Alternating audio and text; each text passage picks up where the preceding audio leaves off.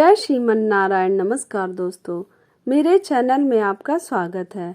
आज मैं आप लोगों को कार्तिक मास कृष्ण पक्ष में पड़ने वाली रमा एकादशी का शुभ मुहूर्त, पूजा विधि, महत्व, उपाय, कथा और व्रत का पारण कब करें, एकादशी कब की है, पूजा का शुभ मुहूर्त, ये सब कुछ बताऊंगी।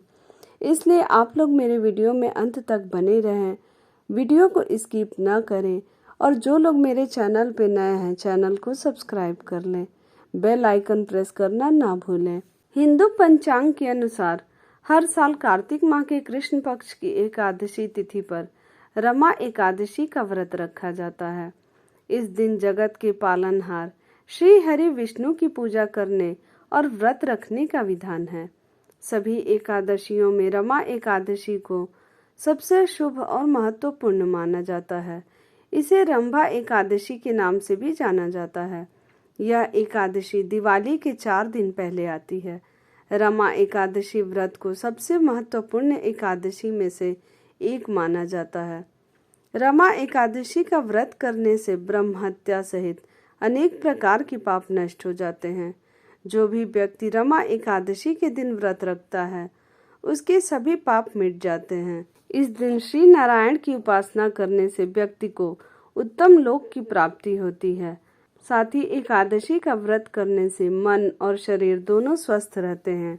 धन धान्य और समस्त सुख की प्राप्ति के साथ विवाह में हो रही देरी संबंधी समस्याओं से भी छुटकारा पाने के लिए रमा एकादशी का व्रत रखा जाता है। कार्तिक माह के कृष्ण पक्ष की रमा एकादशी तिथि की शुरुआत 8 नवंबर 2023 को सुबह 8:23 से हो रही है। अगले दिन 9 नवंबर 2023 को सुबह 10:41 पर इसका समापन होगा। उदया तिथि के अनुसार 9 नवंबर को रमा एकादशी का व्रत रखा जाएगा। 9 नवंबर को पूजा का शुभ मुहूर्त सुबह 6:39 से लेकर सुबह 8 बजे तक है। रमा एकादशी व्रत के पारण का समय 10 नवंबर 2023 को सुबह 6:39 से सुबह 8:50 के बीच करना शुभ रहेगा। अब मैं आप लोगों को रमा एकादशी व्रत की पूजा विधि बता रही हूँ। रमा एकादशी के दिन प्रातः स्नान आदि से निवृत्त होकर स्वच्छ वस्त्र धारण करें और भगवान विष्णु की प्रतिमा की पूजा करें। प्रतिमा के सामने बैठकर व्रत का संकल्प लें। इसके बाद भगवान विष्णु की पूजा विधि विधान से करें। सबसे पहले भगवान विष्णु को पंचामृत से स्नान कराएं। फिर भगवान विष्णु को पुष्प, धूप, दीप, नैवेद्य, तुलसी पत्र जरूर शामिल करें। इसके बाद विष्णु सहस्त्र नाम का जाप करें और भगवान विष्णु की कथा सुनें। साथ ही द्वादशी के दिन ब्राह्मणों को भोजन कराकर और दान देकर आशीर्वाद प्राप्त करें।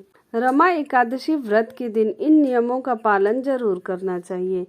एकादशी के दिन गलती से भी चावल का सेवन न करें। रमा एकादशी के दिन तुलसी माता को जल नहीं चढ़ाएं। एकादशी व्रत के दिन तामसिक चीजों से दूर रहें।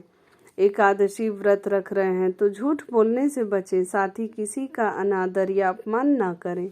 अब मैं आप लोगों को रमा एकादशी व्रत की कथा सुनाने जा रही हूँ। बोलो जय श्रीमन नारायण।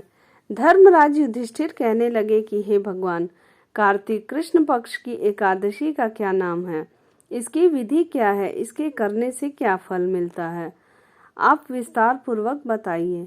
भगवान श्री कृष्ण बोले कि कार्तिक कृष्ण पक्ष की एकादशी का नाम रमा है। यह बड़े बड़े पापों का नाश करने वाली है। इसका महात्म्य मैं तुमसे कहता हूँ, ध्यान पूर्वक सुनो।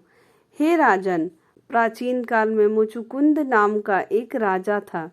उसकी इंद्र के साथ मित्रता थी और साथ ही यम, कुबेर, वरुण और विभीषण भी उसके मित्र थे। यह राजा बड़ा धर्मात्मा, विष्णु भक्त और न्याय के साथ राज्य करता था। उस राजा की एक कन्या थी जिसका नाम चंद्रभागा था। उस कन्या का विवाह चंद्रसेन के पुत्र शोभन के साथ हुआ था। एक समय वह शोभन ससुराल आया। उन्हीं दिनों जल्दी ही पुण्यदायिनी एकादशी रमा भी आने वाली थी। जब व्रत का दिन समीप आ गया तो चंद्रभागा के मन में अत्यंत सोच उत्पन्न हुआ कि मेरे पति अत्यंत दुर्बल हैं और मेरे पिता की आज्ञा अति कठोर है। दशमी को राजा ने ढोल बजवाकर सारे राज्य में यह घोषणा करवा दी कि एकादशी को भोजन नहीं करना चाहिए। ढोल की घोषणा सुनते ही शोभन को अत्यंत चिंता हुई और अपनी पत्नी से कहा कि हे प्रिय, अब क्या करना चाहिए? मैं किसी प्रकार भी भूख सहन नहीं कर सकूंगा।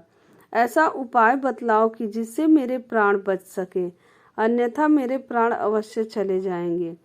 चंद्रभागा कहने लगी कि हे स्वामी, मेरे पिता के राज में एकादशी के दिन कोई भी भोजन नहीं करता। हाथी, घोड़ा, ऊंट, बिल्ली, गौ आदि भी तृण, अन्न, जल आदि ग्रहण नहीं कर सकते। फिर मनुष्य का तो क्या कहना है। यदि आप भोजन करना चाहते हैं तो किसी दूसरे स्थान पे चले जाइए, क्योंकि यदि आप यहीं रहना चाहते हैं तो आपको अवश्य व्रत करना पड़ेगा। ऐसा सुनकर शोभन कहने लगा कि हे प्रिय, मैं अवश्य व्रत करूंगा, जो भाग्य में होगा वह देखा जाएगा। इस प्रकार से विचार कर शोभन ने व्रत रख लिया और वह भूख व प्यास से अत्यंत पीड़ित होने लगा।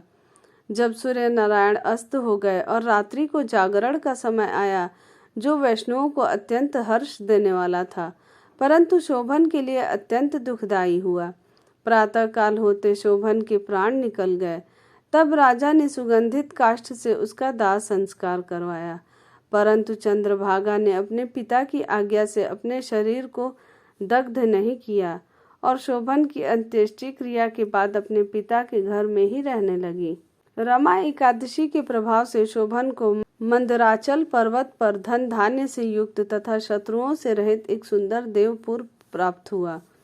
वह अत्यंत सुंदर रत्न और वैदुर्य मणि जटित स्वर्ण के खंभों पर निर्मित अनेक प्रकार की स्फटिक मणियों से सुशोभित भवन में बहुमूल्य वस्त्राभूषणों तथा छत्र व चंवर से विभूषित गंधर्व और अप्सराओं से युक्त सिंहासन पर आरूढ़ ऐसा शोभायमान होता था, मानो दूसरा इंद्र विराजमान है।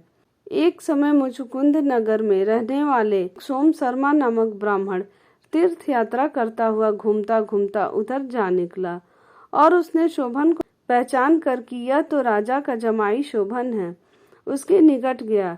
शोभन भी उसे पहचान कर अपने आसन से उठकर उसके पास आया और प्रणामादि करके कुशल प्रश्न किया।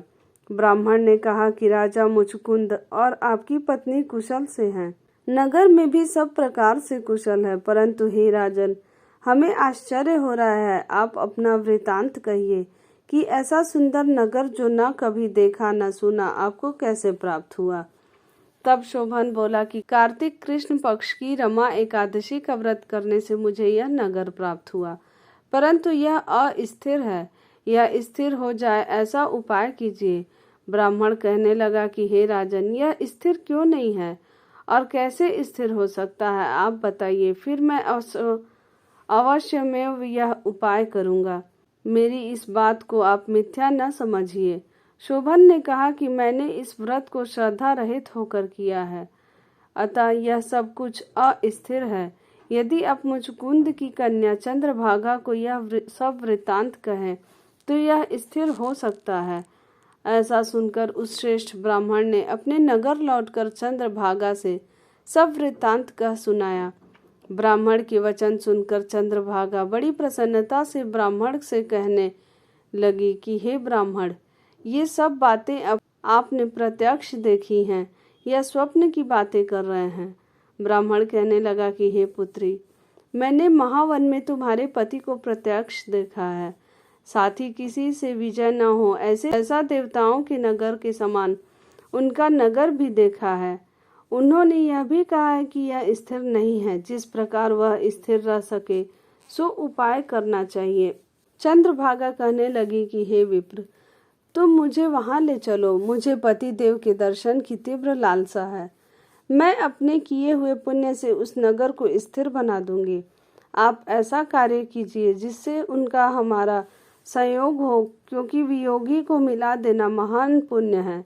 सोम शर्मा यह बात सुनकर चंद्रभागा को लेकर मंदरांचल पर्वत के समीप वामदेव ऋषि के आश्रम पर गया। वामदेव जी ने सारी बात सुनकर वेद मंत्रों के उच्चारण से चंद्रभागा का अभिषेक कर दिया। तब ऋषि के मंत्र के प्रभाव और एकादशी के व्रत से चंद्रभागा का शरीर दिव्य हो गया और वह दिव्य गति को प्राप्त हुई। इसके बाद बड़ी प्रसन्नता के साथ अपने पति के निकट गई। अपनी प्रिय पत्नी को आते देखकर शोभन अति प्रसन्न हुआ और उसे बुलाकर अपनी बाईं तरफ बिठा लिया। चंद्रभागा कहने लगी कि हे प्राणनाथ, आप मेरे पुण्य को ग्रहण कीजिए। अपने पिता के घर जब मैं 8 वर्ष की थी तब से विधि पूर्वक एकादशी के व्रत को श्रद्धा पूर्वक करती आ रही हूँ। इस पुण्य के प्रताप से आपका यह नगर स्थिर हो जाएगा तथा समस्त कर्मों से युक्त होकर प्रलय के अंत तक रहेगा। इस प्रकार चंद्रभागा ने दिव्य आभूषणों और वस्त्रों से सुसज्जित होकर अपने पति के साथ आनंद पूर्वक रहने लगी। हे राजन, यह मैंने रमा एकादशी का महात्म कहा है। जो मनुष्य इस व्रत को करते हैं उनके ब्रह्म हत्या आदि समस्त पाप नष्ट हो जाते हैं।